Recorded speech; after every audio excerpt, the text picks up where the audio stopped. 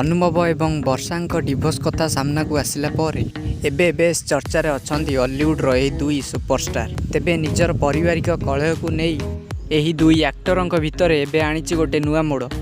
ତେବେ ସୋସିଆଲ ମିଡ଼ିଆରେ ଖୁବ୍ ଶୀଘ୍ର ଭାଇରାଲ ହୋଇଛି ଯେ ବିବାହ ବନ୍ଧନରେ ବାନ୍ଧି ହେବାକୁ ଯାଉଛନ୍ତି ଏବଂ ଅନୁଭବଙ୍କୁ ଛାଡ଼ି ଦ୍ୱିତୀୟ ବିବାହ କରିବାକୁ ଯାଉଛନ୍ତି। ତେବେ ୟାକୁ ନେଇ ସତ୍ୟ ସହ ପ୍ରତିପାଦନ କରିଛନ୍ତି ନିଜେ ବର୍ଷା ଏବଂ ମିଡ଼ିଆ ସାମ୍ନାରେ ଆସି କିଛି ଏଭଳି କହିଛନ୍ତି।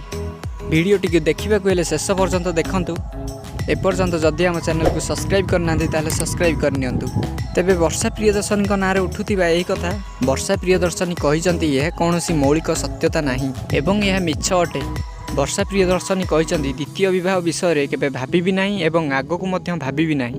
ମୁଁ ଯାହାକୁ ବାହା ହେଇଛି ତାଙ୍କ ସହ ରହିବାକୁ ଚାହେଁ ଏବଂ ଆଗକୁ ମଧ୍ୟ ରହିବାକୁ ଚାହେଁ ଏବଂ ଆମ ସହ କିଛି କଳହ ହୋଇଛି ଯାହା ସମୟ ସହ ମିଟି ଯାଇପାରେ। ତେବେ ୟାକୁ ନେଇ ସୋସିଆଲ ମିଡ଼ିଆ ଏବଂ ମିଡ଼ିଆଙ୍କ ସାମ୍ନାରେ ବର୍ଷା ଏହିଭଳି କିଛି କଥା କହିଛନ୍ତି।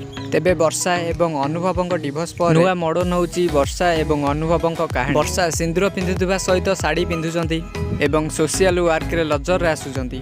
କିଛି ଦିନ ତଳେ ସାବିତ୍ରୀ ବ୍ରତ ଅନୁସାରେ ସାବିତ୍ରୀ ବ୍ରତ କରିଥିଲେ ଅନୁଭବଙ୍କର ବିନା ଉପସ୍ଥିତିରେ। ୟାଙ୍କର ଏଭଳି ଆଚରଣ ମଧ୍ୟ ଜଣାଇ ଦେଉଛି ଯେ ବର୍ଷା ମଧ୍ୟ ଅନୁଭବଙ୍କ ସହ ଏକାଠି ହୋଇ ରହିବାକୁ ଚାହୁଁଛନ୍ତି। ତେବେ ଏବେ ବି ବର୍ଷା ଅନୁଭବଙ୍କ ଘରେ ହିଁ ରହିଛନ୍ତି। ତେବେ ଦେଖାଯାଉ ଆଗକୁ ତାଙ୍କ କେସ୍ କେଉଁ ମୋଡ଼ ନେଉଛି। ତ ଆପଣ କ'ଣ ଚାହୁଁଛନ୍ତି ଅନୁଭବ ବର୍ଷା ଏକାଠି ହୋଇ ରୁହନ୍ତୁ ଏବଂ ଆପଣଙ୍କର କମେଣ୍ଟ ହିଁ ବହୁମୂଲ୍ୟ ସଂଗ୍ରହ କରିବ। ଆପଣ କମେଣ୍ଟ କରି ଜଣାନ୍ତୁ ଆଉ ଚ୍ୟାନେଲକୁ ସବସ୍କ୍ରାଇବ୍ କରି ଅଲ୍ ନୋଟିଫିକେସନ୍ ବେଲ୍ ଆଇକନ୍ ଉପରେ କ୍ଲିକ୍ କରିଦିଅନ୍ତୁ।